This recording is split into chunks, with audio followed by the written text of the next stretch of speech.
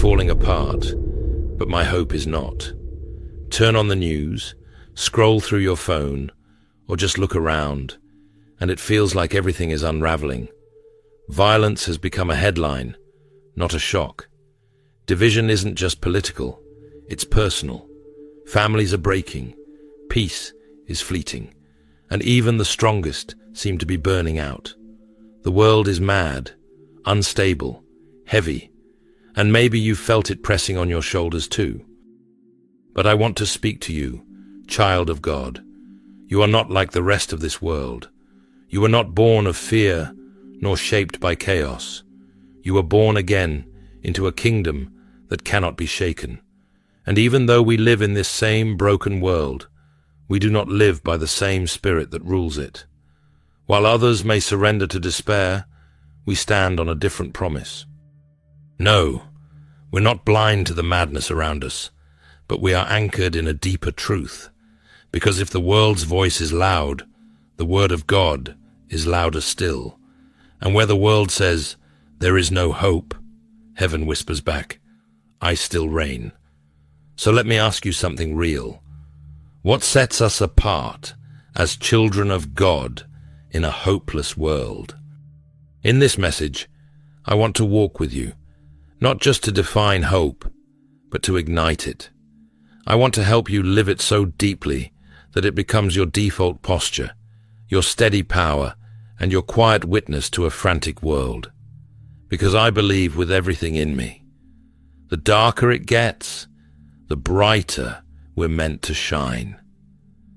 Let's talk about why you, beloved of God, should be the most hopeful person on earth right now. 1. Remember who you belong to. You weren't built by this world, so you can't be broken by it. That statement might sound bold, even impossible, when life feels like it's crumbling around you. But I want you to hear me in your spirit. When you remember who you belong to, hope comes rushing back, like breath to tired lungs. You are not a product of this world. You're not some cosmic accident trying to survive chaos with human strength. No, if you have given your life to Jesus Christ, then you are a child of God. That is not just poetic language. It is spiritual truth, identity, and unshakable foundation. You are not an orphan trying to make sense of the madness. You are a son. You are a daughter. You are held, known, chosen, and sealed. Romans 8, verse 15 to 17, reminds us that we didn't receive a spirit of fear that makes us slaves, but a spirit of adoption by whom we cry, Abba, Father. That means you don't just call God Father as a title. You cry it out as a reality. You belong to Him. Ephesians 1 verse 5 declares that He predestined us for adoption to Himself through Jesus Christ, according to the pleasure of His will. That means you weren't just accepted, you were wanted. You weren't just welcomed, you were pursued. And let me tell you something. Hopelessness loses its grip when we remember who our Father is. Have you ever seen a child sitting calmly in a storm because they're sitting beside their dad? The thunder might be roaring, the rain pounding, but the child leans in close, trusting that they're safe. Not because the storm is gone, but because of who they're with. That's what it means to live as a child of God. The world can rage, but you rest in the presence of your Father. Psalm 100 verse 3 declares, Know that the Lord is God. It is He who made us, and we are His. We are His people, the sheep of His pasture. I love that verse because it doesn't just talk about creation. It talks about ownership. We are His. That's personal. That's secure. That's identity. John 1 verse 12 adds another layer of power to this identity. It says, But to all who did receive Him, who believed in His name, He gave the right to become children of God. That word right tells me something. It's legal, it's binding, and it's not based on how I feel today. My hope isn't built on emotions. It's built on position. I'm not just trying to survive. I've already been placed in the family of God. The world may be losing its mind, but we haven't lost our Father. And because of that, we haven't lost our future. Hope starts when you remember who you belong to. And beloved, you belong to the King. 2. Anchor your soul in unshakable truth. The headlines shift daily, but the Word of God never moves. And child of God, if we are to live with steady hope in a world that spins like a storm, then we must anchor our souls in something that doesn't sway with every cultural current or emotional wave.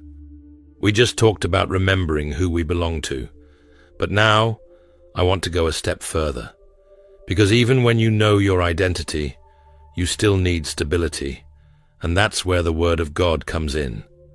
Let me speak this with all the authority I carry in Christ. The opinions of the world will try to shape your mind, but the Word of God will anchor your soul. Everywhere you turn, on social media, the news, in conversations, there's a constant stream of fear, panic, and instability. One day, it's economic collapse. The next, it's political chaos. The next, some moral outrage or societal fracture.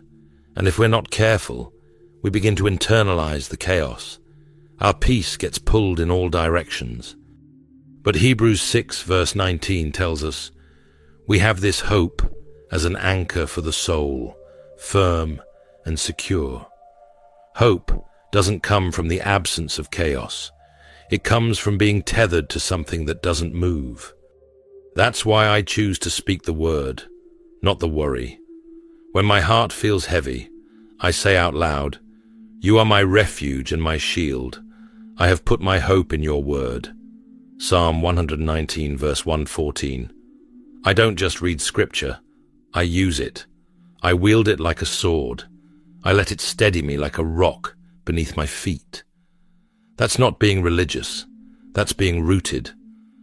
Jesus modeled this so perfectly for us. When he was tempted in the wilderness, when the enemy came after him with lies and pressure, he didn't argue. He didn't collapse in fear. He responded with scripture. It is written, he said in Matthew 4 verse 4, man shall not live on bread alone, but on every word that comes from the mouth of God.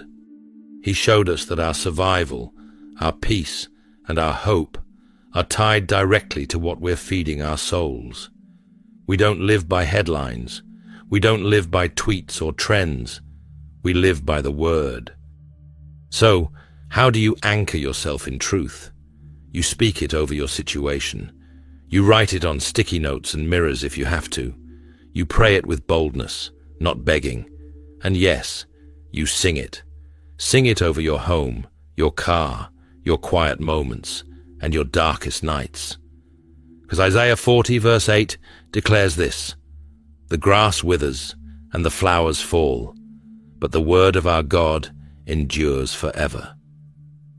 Friend, your anchor is not in how good things look. Your anchor is not in your ability to control outcomes. Your anchor is in the word that holds firm when everything else shakes loose.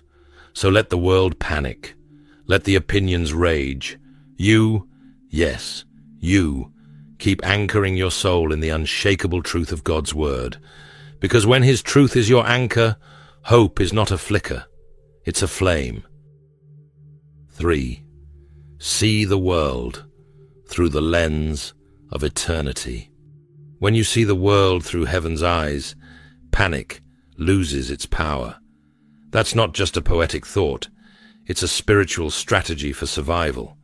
You and I are living in a world that demands our focus on the immediate. It screams at us through news flashes, crisis alerts, and social media chaos. And if we're not careful, we begin to view everything through a magnifying glass of fear rather than the telescope of faith. But child of God, I want to remind you today, we are not citizens of panic. We are citizens of heaven. Philippians 3 verse 20 says it loud and clear. But our citizenship is in heaven, and we eagerly await a Savior from there, the Lord Jesus Christ. That means this world is not our final destination. And when we live with that reality in our hearts, we stop letting temporary things hijack our eternal peace. Perspective is everything. The Apostle Paul, who suffered more than most of us could imagine, made one of the most radical statements in 2 Corinthians 4, verse 17 to 18. He wrote, "For our light and momentary troubles are achieving for us an eternal glory that far outweighs them all. So we fix our eyes not on what is seen, but on what is unseen." Friend, that is not denial. That is divine perspective. Paul wasn't ignoring the pain. He was reframing it in light of eternity. So, here's what I've learned. If I stare at the chaos up close, it looks huge. It looks overwhelming. Like holding binoculars to my eyes, everything in front of me feels exaggerated and urgent. But when I pull back and look through the telescope of heaven, I see the bigger picture. I see a God who is still reigning. I see the end of the story, and spoiler alert, hope wins. Jesus told us in John 16, verse 33, "In this world you will have trouble, but take heart, I have overcome the world." That's the kind of lens I want to look through. That's where real hope lives. Colossians 3, verse 2, gives us another clear directive. Set your minds on things above, not on earthly things. That's not a suggestion, it's a survival tactic. When the madness of the world gets loud, I remind myself that eternity is louder. When fear tries to flood my heart, I ask myself, what does this moment mean in the light of forever? That one question can reset your soul. And maybe someone watching today needs that reset. Maybe you've been drowning in fear, confusion, or discouragement because all you see is what's right in front of you. Let me invite you to zoom out, lift your eyes, reframe your storm in the light of eternity. What feels crushing now is not the end. What looks dark now is not your final destination. There's more. There's heaven. There's glory. There's victory. So breathe, child of God. Heaven is not panicking. Your Savior isn't pacing the floor. You were made for more than fear. And the more you fix your vision on the eternal, the more untouchable your hope becomes. Keep looking up. 4. Carry peace like a weapon. Hope isn't passive. Peace isn't quiet. They are weapons of war. That might sound strange at first. After all, we usually think of war as loud, aggressive, and forceful. But in the kingdom of God, the greatest victories often come in silence, in stillness, in the unshakable calm that only the Holy Spirit can give. See, after you've lifted your eyes and begun to see through the lens of eternity, you need to know how to walk through the chaos without letting it walk through you. And that's where peace comes in. Not the kind the world gives, not the surface-level calm that disappears the moment the noise rises again, but the kind that holds ground, the kind that fights back, the kind Jesus gives. In John 14, verse 27, he said, "Peace I leave with you, my peace I give you. I do not give to you as the world gives. Do not let your hearts be troubled, and do not be afraid." That peace is a gift, yes, but it's also a weapon. The enemy knows that if he can take your peace, he can poison your hope. That's why spiritual warfare doesn't always look like shouting at demons. It often looks like refusing to let fear have the final word in your spirit. It looks like carrying stillness when the room is full of noise. It looks like breathing deep when the atmosphere wants to make you panic. Isaiah 26 verse 3 declares, "You will keep in perfect peace those whose minds are steadfast, because they trust in you." That's not poetic fluff. That's a spiritual strategy. The more my mind stays fixed on him, the more unshakable I become. Perfect peace. Not because my world is perfect, but because my trust is. Sometimes, in the middle of spiritual warfare, all I can do is whisper breath prayers. Jesus, you are near. Holy Spirit, you're my peace. I trust you. And I've found that those moments aren't weak. They're warfare. Worship becomes my shield. Silence becomes my sword. Stillness becomes my stance. Philippians 4 verse 6 to 7 says, "Do not be anxious about anything, but in every situation, by prayer and petition, with thanksgiving, present your requests to God." And here's the promise. The peace of God, which transcends all understanding, will guard your hearts and your minds in Christ Jesus. That word guard, it means peace isn't passive. It stands watch. It holds the line. Let me share something personal. There was a time when I walked into a situation that should have broken me. Relational betrayal, confusion, spiritual heaviness. But the moment I hit my knees in surrender, I felt a strange calm wash over me. Not the absence of pain, but the presence of God. And in that stillness, I knew. I wasn't alone. I wasn't abandoned, and the storm would not win. That peace won the battle before the outcome even showed up. Romans 15 verse 13 gives us this blessing. "May the God of hope fill you with all joy and peace as you trust in him, so that you may overflow with hope by the power of the Holy Spirit." That's the kind of peace that doesn't just comfort, it multiplies, it overflows, it changes the atmosphere. So today, I want you to ask yourself, what would it look like to carry peace like a weapon? To walk into your home, your job, your chaotic world, not with fear, but with the spirit of peace wrapped around your shoulders like armor? You're not defenseless, child of God. Your calm is a threat to the enemy. Your peace is power. Hold it, guard it, and let it be your testimony in a world that has forgotten what stillness feels like. 5. Proclaim hope in a hopeless world. The darker the world, the brighter your light is supposed to shine. And I mean that, literally and spiritually. In a world overwhelmed by fear, confusion, and despair, silence is not our strategy. Hiding is not our assignment. As children of God, we were never meant to blend in with hopelessness. We were meant to confront it, to speak light, to carry joy, to proclaim the goodness of God right in the middle of the madness. Let me ask you, how often do you speak hope out loud? Not just think it, not just believe it quietly in the back of your heart, but actually say it into your home, over your children, at your job, into the atmosphere. Because hope isn't just a private feeling, it's a declaration. And sometimes it only begins to shift the room once you release it with your voice. The Bible is clear in 1 Peter 3 verse 15 when it says, "Always be prepared to give an answer to everyone who asks you to give the reason for the hope that you have." That means this hope isn't meant to be hidden or hushed. It's meant to be noticed. And when it is, we speak, not with arrogance, but with love, not with noise, but with power. I want to tell you something I've learned the hard way.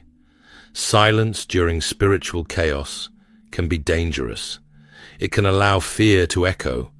But when you open your mouth and speak hope, when you declare God's goodness, when you testify even before the breakthrough, that's when the atmosphere begins to break.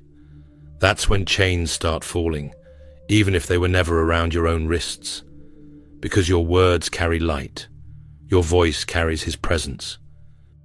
And Jesus told us in Matthew 5, verse 14 to 16 that you are the light of the world. A city set on a hill cannot be hidden. Don't hide. Don't shrink. Don't second-guess your story. This world doesn't just need another opinion. It needs your testimony. It needs your, I was hurting, but he healed me. It needs your, I was anxious, but he gave me peace. Psalm 71, verse 14 to 16, says it this way: As for me, I will always have hope. I will praise you more and more. My mouth will tell of your righteous deeds, of your saving acts all day long. Did you catch that? All day long. That's what it looks like to become a hope bearer. You don't need a pulpit to preach hope. You just need a heart that's full and a mouth that's willing. In your kitchen, in traffic, in the break room, every space you walk into becomes a pulpit when your spirit is aligned with heaven. And when fear rises up to try and steal your voice, remember this: for God has not given us a spirit of fear, but of power, love, and a sound mind. 2 Timothy 1, verse 7. That's your authority. That's your strength. That's your call to speak. So, I'm challenging you. Don't just survive the madness. Preach in it. Sing in it. Speak life into it. Become the voice that makes someone else believe again. Because hope that stays hidden helps no one. But hope that's proclaimed, that's revival. That's how light overcomes the darkness. Keep shining. Keep speaking. The world needs your voice. 6. Stay hopeful, even when you don't feel it. Hope is not a feeling. It's a decision. A decision to stand on what God said, even when everything around you seems to be falling apart, and your heart doesn't feel like it can take another blow. After calling you to proclaim hope in the last part, I want to be real with you now, because I know some of you are tired. You've been believing, you've been praying, you've been standing, but deep inside, you're wondering, how do I keep hoping when nothing seems to change? And if that's you, I want you to know this: you're not weak, you're not less spiritual, and you're certainly not alone. You're human. And hope was never meant to deny your humanity. It was meant to anchor it. The kind of hope we're talking about here, the kind that a child of God is called to carry, is not fake, plastic positivity. It's not putting on a smile while your soul is silently breaking. Biblical hope is different. It doesn't pretend pain doesn't exist. It dares to believe that pain will not have the final word. It doesn't run from the valley. It speaks life in the valley. Just like the prophet in Lamentations 3, verse 21 to 24, who cried out in the middle of devastation, "Yet this I call to mind, and therefore I have hope. Because of the Lord's great love, we are not consumed, for his compassions never fail. They are new every morning. Great is your faithfulness." That's what it means to hope when you don't feel it. You call to mind what God has said. You remind your soul, even when your emotions are running empty. Like David did in Psalm 42, verse 5, when he said, "Why, my soul, are you downcast? Why so disturbed within me?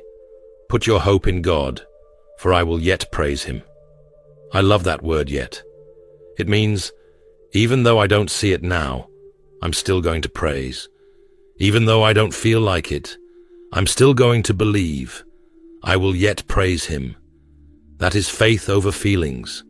That is hope forged in fire.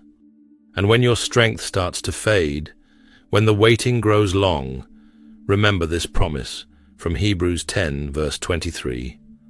"Let us hold unswervingly to the hope we profess, for he who promised is faithful." Did you catch that? We don't hold on to hope because life is easy. We hold on because he is faithful. That's what carries us when nothing else can. Maybe you've sown in tears. Maybe you've done good and feel like it hasn't been noticed. Maybe the darkness has been loud and the silence from heaven even louder. But I want to speak a word over you today. Don't give up. Galatians 6 verse 9 reminds us, "Let us not grow weary in doing good, for at the proper time we will reap a harvest if we do not give up." Your proper time is coming. Your harvest is being prepared. Your hope is not in vain. So right now, I bless you with endurance, not from your own strength, but from the Spirit of God within you. I bless you with supernatural hope that pushes through the heaviness. I bless you with a steadfast heart that doesn't sway with the wind. You may not feel it every day, but your faith is working. Your hope is speaking, and your God is moving even when you can't see it yet. You're not just holding on. You're growing deeper, stronger, wiser. You're becoming a living testimony of what it means to hope in the middle of a world gone mad. And I promise you, God will not let your hope be wasted. Keep going. You're almost there. Before we close this message, I want to invite you to join me in a moment of fervent, heartfelt prayer. Wherever you are, whatever you're facing, I ask that you pause with me, not just with your ears, but with your heart. Let's step into the presence of God together and pray with boldness, with trust, and with the hope that defines us as children of the Most High. Let's pray. Father in heaven, we come before you with open hearts and surrendered spirits. In a world full of confusion, division, and noise, we run to you, the source of all peace, the author of all truth, the keeper of our souls. Lord, when the world goes mad, you remain steady. When our hearts grow weary, you remain near. You never falter, never forget, never fail. We thank you that we are not defined by what surrounds us, but by who dwells within us. You have called us your own, not by accident, not by coincidence, but with purpose and divine intention. And so we cling to that truth today. We may feel pressed, but we are not crushed.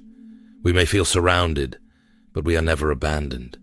You are our shelter in the storm, our anchor in chaos, our compass in the dark. Lord, stir up a holy hope within us, not a shallow optimism that fades with circumstance, but a deep-rooted confidence in your unchanging nature. Let hope rise in us like morning light. Let it burn away the fog of fear and silence the lies that say it's too late, too far gone, too broken. You are the God who restores, the God who renews, the God who rewrites hopeless stories with glory. Help us not just to carry hope, but to become it, to walk into every room, every conversation, every challenge as bearers of your light.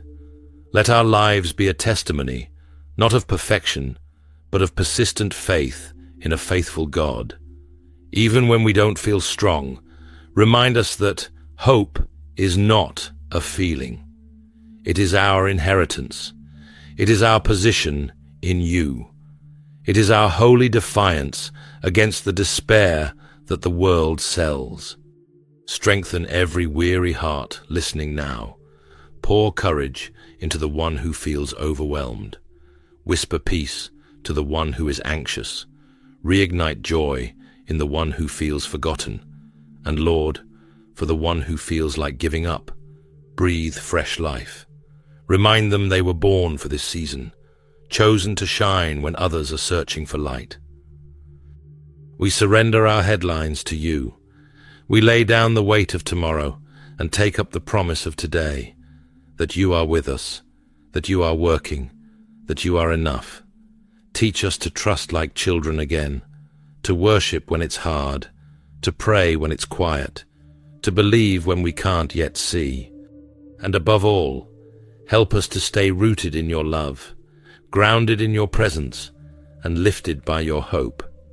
We seal this prayer with gratitude, in full faith that you hear, you respond, and you are moving. In the mighty name of Jesus, we pray. Amen. If this message has encouraged or inspired you, I warmly invite you to like this video, subscribe to the channel, and share it with someone who needs to be reminded of the hope we have in Christ. Thank you for being part of this community. May God continue to strengthen and uplift you as you walk in His unshakable hope every day.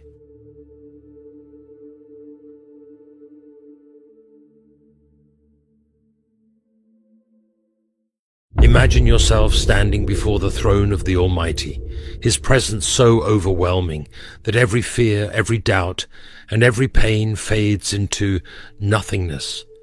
His light surrounds you, His voice resonates within your soul, and in that sacred moment, you know, without a shadow of a doubt, that you are in the presence of the One who holds all power, the One who spoke the universe into existence, the One who heals with a single touch.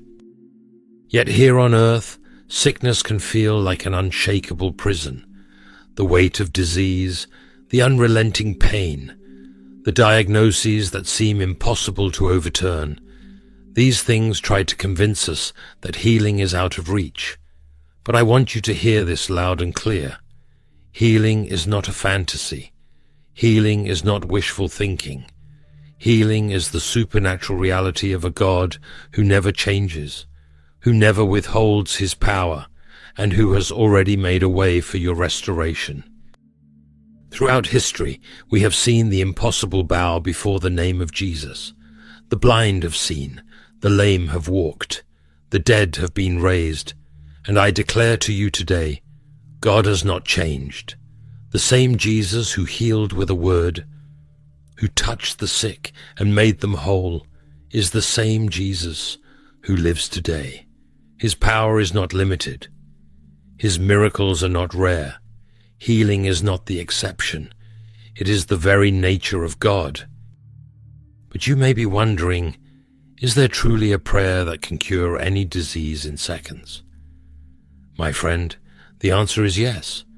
Before we go deeper, please consider subscribing, if you haven't already, so we can continue growing together in God's truth and wisdom. And as we journey together through faith, biblical truth, and the power of a bold declaration, you will discover the miraculous prayer that can break every chain of sickness right now. If there is one truth I need you to grasp today, it is this. Healing is not a rare occurrence, not a selective miracle reserved for a few, but the very heartbeat of God's will.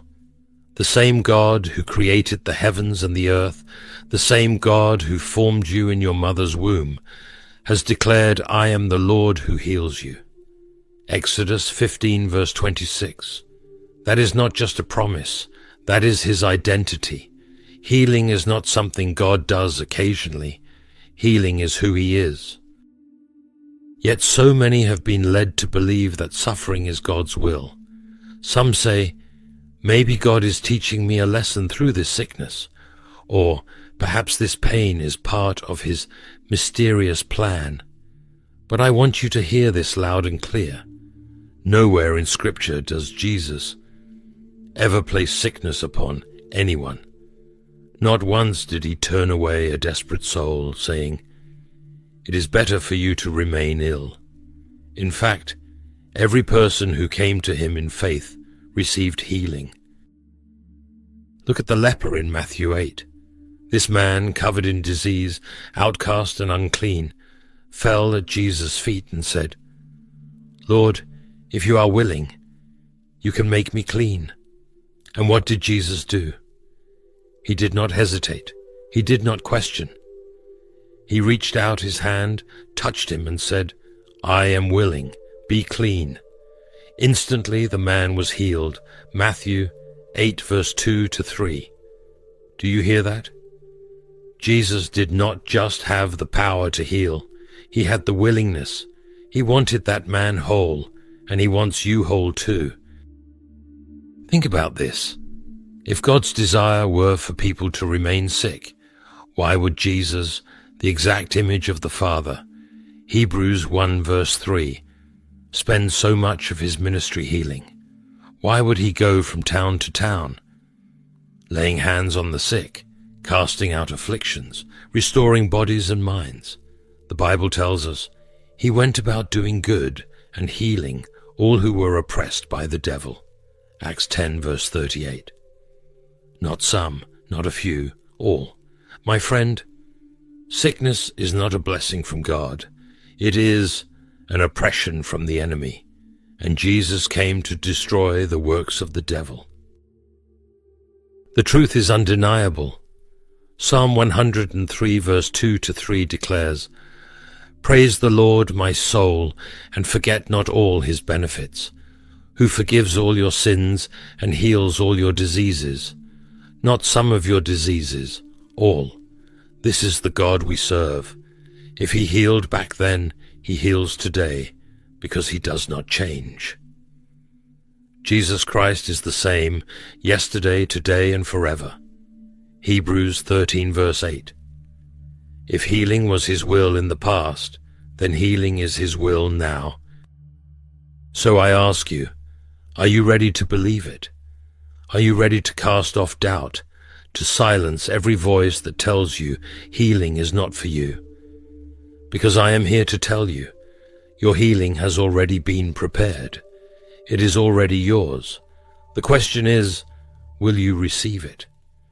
Will you let faith rise up in you and claim what God has promised? Right now, I want you to say it out loud. Healing is mine in Jesus' name. Declare it, believe it. And if you're standing in faith for healing, write it in the comments as a bold step of faith.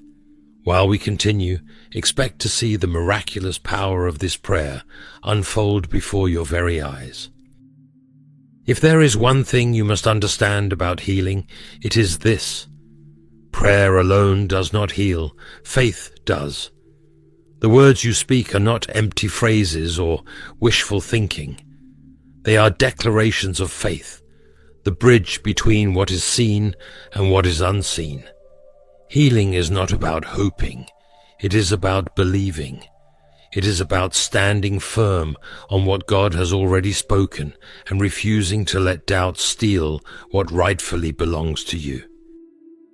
Jesus himself laid out this truth in Mark 11 verse 24.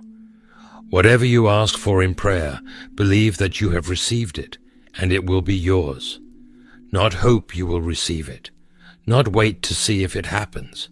Believe that you have received it right now, before your body feels different, before the symptoms change, before your mind can even understand how. That is what faith is, taking God at his word, even when your eyes cannot yet see the result. Hebrews 11 verse 1 tells us, "Faith is the substance of things hoped for, the evidence of things not seen." Faith is not an empty concept, it is real. It is the very substance that pulls the miraculous from the heavenly realm into the physical. Faith is what turns a promise into a reality. That is why James 5 verse 15 declares, "The prayer of faith shall save the sick, not the prayer of doubt, not the prayer of hesitation, the prayer of faith." So I ask you, do you truly believe? Because doubt is the greatest enemy of healing. The moment you let doubt whisper, "Maybe God won't heal me," or "Maybe this sickness is too big," you are giving the enemy a foothold to steal your breakthrough. But I want you to reject that lie right now. God has not changed. His power has not faded. The same Jesus who healed the blind, the paralyzed, and the lepers, he is alive today, and he is reaching out his hand to you. The only question is, will you believe? Faith is not passive, it requires action. Faith is stepping out of the boat like Peter, even when the water still looks dangerous. Faith is reaching out like the woman with the issue of blood, pressing through every obstacle to touch the hem of Jesus' garment. Faith is not sitting back, waiting to see what happens. Faith expects. Faith persists. Faith knows that healing is already yours because God has already given it. If you are still wondering, can this really happen for me? Let me remind you that faith is not about your ability. It is about God's. Jesus said in Matthew 17 verse 20, "If you have faith as small as a mustard seed, you can say to this mountain, 'Move from here to there,' and it will move." Nothing will be impossible for you. That means it does not take much, just a small, unwavering belief that God is who He says He is. That is enough to change everything. That is enough to release the miraculous. So right now, take hold of that faith. Cast out every doubt. Fix your eyes on Jesus, the author and finisher of your faith. Healing is not a distant hope, it is a present reality.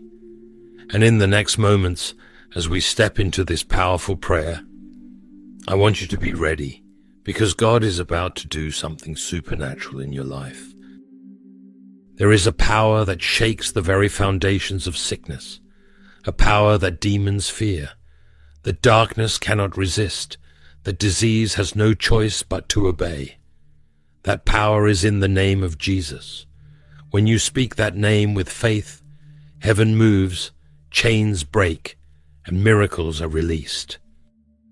Yet so many people approach prayer as if they are powerless, as if they are mere beggars before God, hoping He might hear them.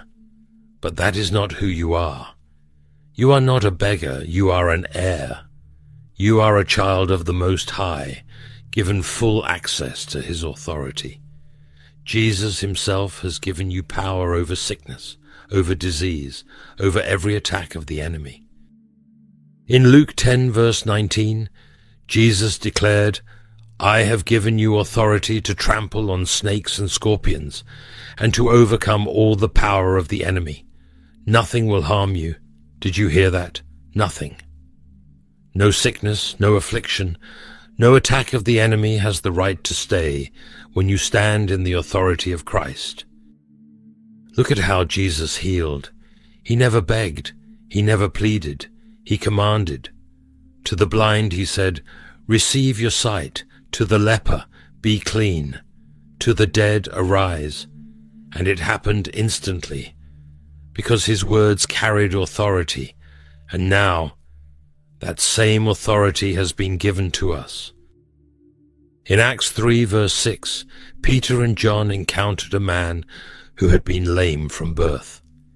He sat at the temple gate begging for money, but Peter did not give him silver or gold. He gave him something far greater. He said, "In the name of Jesus Christ of Nazareth, rise up and walk." And at that very moment, strength entered the man's legs. He stood up and he walked for the first time in his life. That same power is within you. That same authority has been given to you. But how are you using it? Are you standing firm in faith, trusting in the name of Jesus and believing for healing? Or are doubts creeping in, causing you to pray with uncertainty, unsure if anything will change? Jesus never hesitated when He healed. He spoke with authority, and sickness obeyed. That same authority is not distant or unreachable. It is alive in every believer. When faith is activated, heaven moves, sickness loses its hold, and miracles take place. His name was never meant to be spoken in doubt, but in confidence. As you embrace this truth, expect to see the power of God work in ways beyond what you imagined. There is no sickness too strong, no disease too deep, and no affliction too great that the power of God cannot break. Healing is not a distant hope. It is a reality that has already been paid for on the cross. But here's the truth. Miraculous prayer is not about reciting a set of words. It is about releasing the authority God has already given us. It is not a ritual, not a formula, but a declaration of truth. Some people believe that healing prayer only works for a select few, that only special people can receive miracles. But that is a lie from the enemy. Healing is not for some. It is for all who believe. It is a fact sealed by the blood of Jesus. Your healing was already secured at Calvary. When Jesus took the stripes on his back, he took your sickness. When he shed his blood, he broke the curse of disease. So why accept what Christ has already carried for you? Before we pray, I want you to prepare your heart. Doubt is the enemy of miracles. James 1 verse 6 tells us that when we pray, we must not waver, for the one who doubts is like a wave tossed by the wind. Right now, choose to believe. Choose to stand on God's word, not on symptoms, not on doctors' reports, not on how you feel. God's truth is greater than every natural fact. Now let's step into a prayer that breaks every chain of sickness and releases healing over your body. This is not a passive prayer. This is not a weak request. This is a declaration of victory, a command of faith. This is how Jesus and the apostles prayed, not with fear, not with begging, but with authority. So wherever you are right now, I want you to pray with me out loud, believing that healing is already yours. Let's pray. Heavenly Father, I come before you with a heart full of faith, knowing that you are the God who heals. There is no sickness, no disease, no infirmity that is greater than your power. Right now, I lift up every person praying with me. You see them, you know their pain, you know the battle they have been fighting. But today we declare that the battle is over. Today we declare that sickness has no authority. Today we command healing to come in Jesus' name. Father, I take authority over every affliction, every disease, every pain that has been tormenting your children. I speak to it now, and I command it to leave. I rebuke every sickness, every chronic condition, every pain that has stubbornly remained. You have no right to stay. I command every organ, every bone, every cell to be restored to perfect health. I release strength into weak bodies. I release peace into troubled minds. I release complete healing over every person who is standing in faith right now. Lord, I come against every lie of the enemy, every whisper that says healing is not for them, every thought that says they have to suffer. I break those lies in Jesus' name. Sickness is not their portion. Weakness is not their inheritance. By the power of your name, I declare that healing is flowing through their bodies at this very moment. Father, let your healing touch be felt right now. Let pain vanish. Let symptoms disappear. Let energy be restored. Let miracles manifest in this very hour. And Lord, we give you all the glory, all the praise for what you are doing. We thank you that healing is not a distant hope. It is a present reality. We receive it, we walk in it, and we declare it is done. In Jesus' mighty name. Amen. Friends, healing is not just something you receive, it is something you are called to carry. The miracle you have received is not meant to stop with you. It is meant to flow through you. The same power that healed your body, the same authority that cast out sickness, is now in your hands to release to others. Jesus never intended healing to be a rare occurrence or something reserved for a select few. He commissioned every believer, that means you, to be a vessel of healing. Mark 16, verse 17 to 18 declares, "These signs shall follow those who believe. They shall lay hands on the sick, and they shall recover." This is not a suggestion. This is your calling. But let's be real. Many hesitate to pray for healing because of fear. What if nothing happens? What if I don't have enough faith? But here's what I want you to know. It is not about your power. It is about His power through you. You are simply the vessel. When you step out in faith, God moves. When you lay hands on the sick, He is the one who heals. Do not let fear silence you. Do not let doubt hold you back. The enemy wants to convince you that you are not qualified, that healing is for others, but not for you. But I am here to remind you, the Spirit of God lives inside you, and the same power that raised Jesus from the dead is working through you right now. Romans 8, verse 11. So how do you pray for others with boldness? First, if possible, lay hands on the sick. This is a biblical act of faith, a tangible connection where the power of God flows. Second, speak with authority. Do not pray as a beggar, pray as a son or daughter of God. Jesus never begged for healing. He commanded it. Third, declare healing as already done. You do not need to convince God to heal. He already said yes. Fourth, rebuke fear and doubt. The enemy will whisper, "What if nothing happens?" But that is not your burden to carry. Your job is obedience. God's job is the miracle.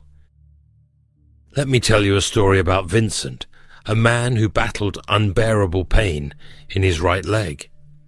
It started as discomfort, but even after going to the hospital and taking medicine, the pain didn't subside, it worsened. Days passed, and instead of relief, every step became agonizing. Doubt crept in, but his wife refused to give up.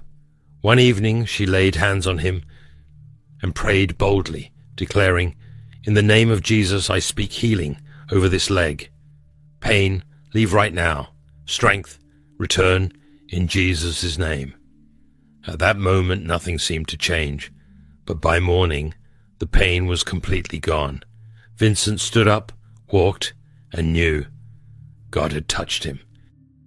Now it is your turn.